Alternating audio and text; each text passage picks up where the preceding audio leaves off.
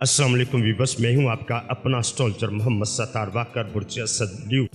2 जून से 8 जून का आपका ये हफ्ता बुर्ज असद के अफराद के लिए बहुत सी तब्दीलियां लेकर आ रहा है। ख़ास तौर पर आपकी ज़ाती ज़िंदगी और ख़ुद इत्मादी में इजाफा होगा। सैर शमस आपके सितारे को ताकत दे रहा है, जिसका मतलब ये कि आपको फैसले लेने में मज़ीद आसानी महसूस होगी। मोहब्बत और रिश्तेदारी की बात करें तो मोहब्बत के मामलात में ये हफ्ता कुछ नरमी और कुछ जज्बाती उलझन ले सकता है।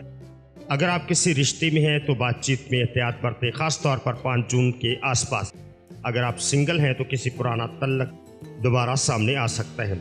मालियात और काम की बात करें तो काम के मैदान में नए मौके आपके सामने आ सकते हैं। ख़ास तौर पर अगर आप तख्लीकी फील्ड में हैं तो 3 जून और 6 जून अहम दिन हो सकते हैं। इंटरव्यू या मुलाकात के लिए पैसे के लिहाज से कोई गैर मुतवक्किल खर्च भी आ सकता है, इसलिए बजट प्लान करना आपके लिए ज़रूरी होगा।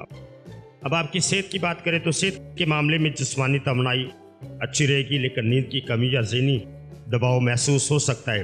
थोड़ी सी वर्जिश या वॉक रोज़ाना करें, ख़ास तौर पर सुबह के वक्त। अगला हफ्ता यानी 9 जून के बाद आपकी शख्सी कशिश और असर रसूख में मज़ीद इजाफा होगा। कोई पुराना मंसूबा भी मुकम्मल हो सकता है और मोहब्बत में खुशखबरी भी मिल सकती है, लेकिन इसकी मुकम्मल तफसील आपको अगली वीडियो में बताऊंगा।